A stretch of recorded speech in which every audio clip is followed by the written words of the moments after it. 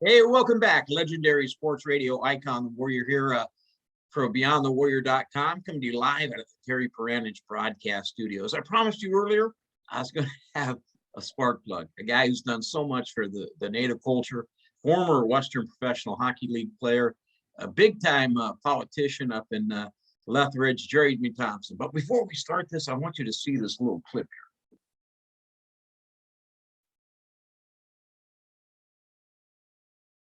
That's what I like about live TV. Mm-hmm. It's Jeremy Thompson and Jacques Mayotte, who at that time was the champion of the Western Professional Hockey League. So you can see there's quite a size difference here. Mayotte and Thompson getting ready to square up. Now watch this. Watch. Yeah, this is my favorite fight. Josh Bonney there waiting for the after-game meal.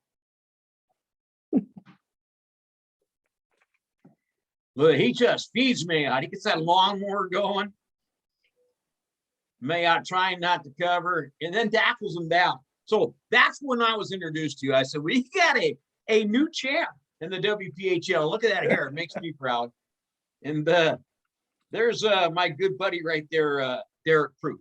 But that was my introduction to Jeremy Thompson, to his brother of Rocky Thompson. And before you came into the league office, Brad Treliving, who is now general manager of the Calgary Flames, and Steve Cherwanick, they're all like, hey, Warrior, you got to see this guy. You're going to love this guy. He's right up your alley.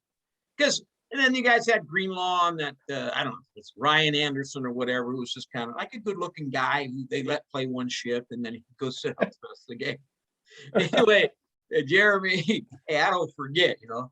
Hey, Jeremy, yeah. I welcome you into the studio here. As you know, I'm a big supporter of the Native culture, First Nations, and a lot of that came from sitting on, I'd say I was a coach, but I really just got to say the F word about 53 different ways when I was a carded coach with the River Cree Warriors. So that was a big time. I learned a lot, and you see guys like Jason Simon. So I'm a fan of everybody, not just the tough natives. But before we get into that, I want to talk about the situation that's happened in the NHL over the last couple of weeks, and that's Kyle Beach. Now listen, I know what happens in the room stays in the room. I know there's some ugly stuff, but this goes way beyond the initiation in the Western Hockey League. This was a concerted effort to quiet a guy who would have been not only a first round, he was a first round draft pick, but never played in the NHL, and they covered it up. Can I get your feelings on that, please? Well, to be honest, I find it a travesty. Knowing people that are close to me have dealt with sexual harassment and that type of stuff, that it's I had hoped by 2010 that after what happened to Sheldon and Theo and a number of other guys with Swift Current, that this stuff was behind us, and guys could come forward and talk about stuff. And it's a travesty to the game. It's a black guy, and I hope that we never hear of these things again. And I really feel bad for Beach, because he tried to do the right thing at the right time, and then if you look at what happened after the fact with that same coach, becoming a repeat offender and causing trauma, further down the line, even 5 years ago. It's just, I hope that the NHL and hockey in general can continue to move forward. And I know that Sheldon Kennedy's reached out to the Jets, and is going to be working with the Winnipeg Jets on confronting this. And Theo has done a lot of great things across North America, talking about what how it affected his life and that. And I know there's still guys that are suffering from what happened in Swift Current. So, and it's a horrible situation. And we look at Graham James and how the way the Canadian government basically gave him a slap on the wrist, sent him down to the U.S. where he was around kids a game. And Sheldon Kennedy's brother Troy had played the in the first year of the Western Professional Hockey League. So that was a nasty situation. As I cut my mom off, that was a nasty situation. But you think it would change. What makes this worse is it already happened. And you look at Theo Fleury, who the highlight of my broadcasting career was broadcasting the game in the Chinook Hockey League. on the bench when Theo and Parsons and Sasha were on the same team, and rest in peace, Sasha. But getting back to this, it's a horrible situation. And what makes it worse is you look at a guy like Jonathan Tace. He's standing up for Stan Bowman. He's standing up for him. Joel Quinville down in Florida. These guys knew this. The teammates, you've been in that room, and even me, as my couple of years of working in the WPHL, I'm not allowed in that room. Nobody's allowed in that room, 30 minutes before game time and 15 minutes after. So you're in that room. I don't want to use the term battle because I'm a former soldier, but those are your battle buddies. And when guys like that make fun of you and call you a queer or a fag, and excuse my language, it doesn't make it any, it's condoning the behavior of Rusty Aldrich, or excuse me, of Aldrich, not Rusty. Yeah. And if I look back and say, okay, 2010, that's 9 years, basically 9 years after I got out of hockey, from being a player. And, I had thought that, the culture had changed somewhat. Obviously, with some of the recent things that have happened the last couple of years, the culture hasn't changed as much. Even talking to my brother Rocky, who's been coaching since 2007, that a lot of stuff that was taking place, when we were playing, was no longer included in the culture, and to see that actually happen. And I understand the quest for the cup, but really at the end of the day, to do what they did in Chicago, it just is unacceptable. And I think those players that were a part of it and their leadership will they have a day of reckoning, and they'll have to deal with what they did. And I know from playing, I started playing junior in 1990, and from 90 to 2001, a lot of times the culture was, if they go to the leadership and say, okay, you guys got to we have a problem in the room, or we have a problem with a player, you guys got to handle it. And, a lot of stuff did happen behind closed doors, but, we all said things that we wish we didn't say back then, but, because it was more acceptable at the time. But at the end of the day, I look back at some of the guys I played with, and, and some of the things that were said and done, I wish we could go back and, and not, that stuff didn't happen. Right. And, being an Indigenous player, that, we just sucked, the things that we were, called and said, and, we just sucked up. Right. And we went about our business. And, I hope that, the next generation of players don't ever have to deal with that. So. Well, yeah, just final thought on that is you look at the guys in the locker room and the ages of them. There were some adults in there, and then got what's said out on the ice. Listen, I travel with Chris Johnston, one of your former teammates, so I know a lot of stuff gets said on the ice, and nobody drank out of more goalies' water bottles than Chris Johnston. But at the end of the day, I don't understand how it went this far. And I used to dislike Daniel Carcelo, just because I don't like that type of player. Yeah. But at the end of the day, and Patrick Sullivan, and there's so much stuff that goes on when you're away from home or with Sullivan at home. I just think before we start judging people in the way that they act, we have to see what situation they're coming from. Yep, totally. With me in studio, well, not really on studio, but in my Zoom cast, for those of the millions that are trying to tune into us, is Jeremy Thompson, one of the toughest guys to ever come up out of the Western Professional Hockey League, and a very proud Indigenous, excuse me, on pronunciation, from First Nation from out of Alberta. Now, Jeremy, can you let the fans know what you're doing now in your position? Because I followed you for quite a while back when you were a councilman. Now I see what you're doing now. And for those of us in the U.S. that are ignorant to the situation years ago at the First Native school, can you explain a little bit to that and give you a chance to put that out? Because I don't want to be ignorant, but if you're not there, there's no way you can know. Yeah. So recently I started my own company back in May, and taking my experience as an executive in oil field services and with being in government, and giving back to Indigenous communities, and working with companies and Indigenous communities to what we're calling economic reconciliation. So bringing opportunities back to First Nations and Métis communities, helping companies partner and create economic opportunities. And the next step is actually I'm working on an initiative where we're going to be trying to train and find people jobs in the tech sector here in Alberta, which is booming. And I'm working with a company that has done it in other places. And instead of getting jobs shipped overseas, we want to get young Indigenous people into the tech sector and get them jobs where they don't have to leave the reserve. They don't have to, move somewhere else or travel. That they can do it, on their time from home. And if they want to play Xbox in the meantime, and still get that tech work done, they can do that. And it's something I've always wanted. As a hockey player and an athlete, I always gave back in the summertime by public speaking or attending events or doing hockey schools.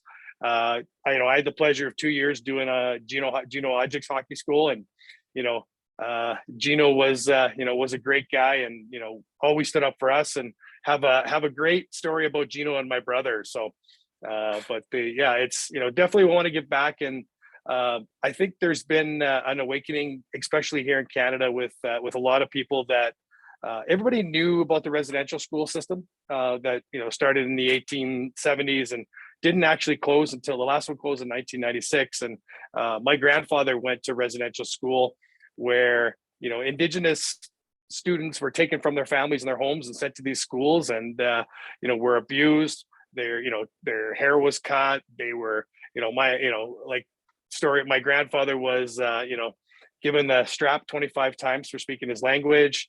A bunch of atrocities that I don't think many Canadians, and especially Americans, knew about. And we're finding mass graves at these schools where the schools, which were run by churches, by religious organizations, were telling people that their kids ran away and they never found them again. But at the end of the day, they were they died of a number of different issues and were just buried, right?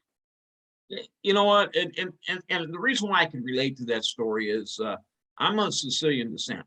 During World War II, and I it's hard for me not to tear up, but my mom and my grandmother were taken out of their homes and sent to live for about a year, 45 minutes away. My grandfather worked in the steel mill, which was huge back then, and I had two uncles in World War II. People ask me why I'm so filled with the Sicilian tattoos, because people don't want to talk about it, but we need to get this stuff out there. And I respect you so much for bringing this out. You can't wash stuff away. The Canadians can, and I'm talking about your government, cannot look down upon us for our racial situations, when the way First Nation has been treated, and not just lately, but forever. We've made some attempts here, but there's still some atrocities that First Nation didn't take care of. The fact that Ted Nolan's not a coach. And as we look behind me, I got guys like Jason Simon, Edward Santapass, Chad Wagner, the Cunningham brothers. So I am, and I see your kid back there. So I am, yeah. And I don't want to pound myself, but pound my chest. But I'm aware of that situation. One of my favorite players was Kimby Daniels, just because and everybody I wasn't the greatest players, but I've been a fine fan, and not to stereotype people, but nobody works harder on the ice than First Nation. Not always on time, because I learned about First Nation time, but always work hard on the ice. Yeah, definitely. And I could tell you, I over the years I played in some, back then we called them Indian tournaments in the spring. That there were some guys that never went and played junior or pro, that were really good hockey players, that were the star guys that probably. I could say there was a bunch of them that were better hockey players than myself, that, just, they didn't leave. Right. And for whatever reason, it was that. And, you said the Cunningham brothers. Travis is one of my good buddies. And, we were roommates at one time, and everybody thought we cheated because we'd spoke Cree when we were playing cards with other guys. They were thinking we were cheating, but. Oh, no, I would never accuse guys of cheating playing cards. But, so what are we doing today? What are we going to do? What are we going to do for, can't help Ted Nolan. But yeah, I saw your brother, and the COVID situation is something else. When I see a guy like your brother rise from that and be a coach, and Craig Berube from Callahoo, I've been, probably the only guy here that's been to that barn in Calahoo. But what's an American? I got to play. I played in there when I was a kid. Oh, did you? Yeah. They had Phil in for their PA announcer once, and that was that's a nice little barn.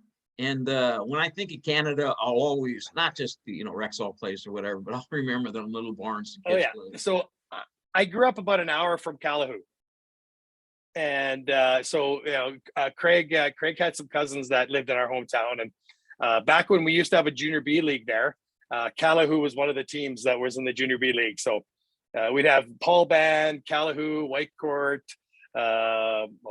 who else? Drayton Valley. It was it wasn't what's that?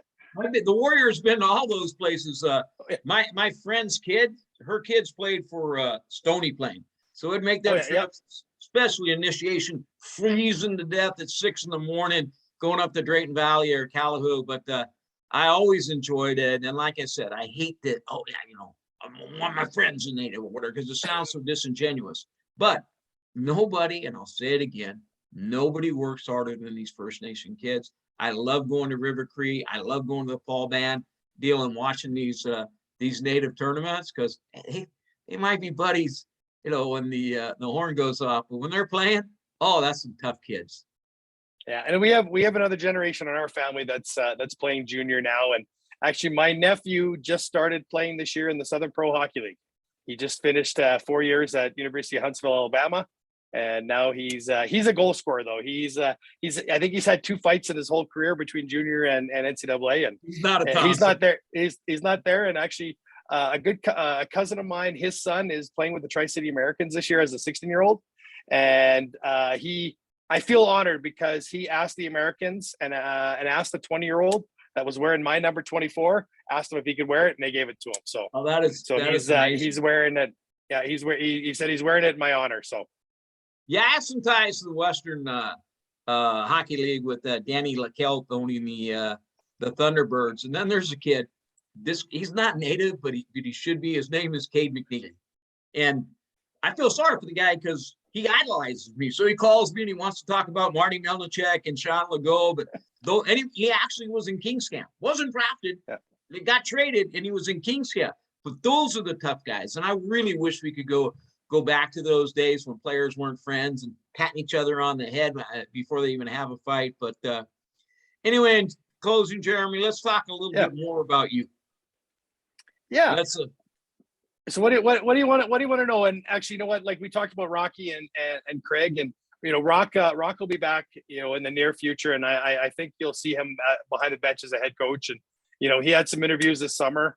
And he's doing all the right things, and he'll get back there after this hiatus. So I actually saw him play with Rafi Torres and Stahl when they were with the when they played during the NHL strike season. So they're playing Grand Rapids or whatever. My friend Shakey's the equipment manager there, so everything is going smooth. There's about 15 seconds left. There hasn't been a fight.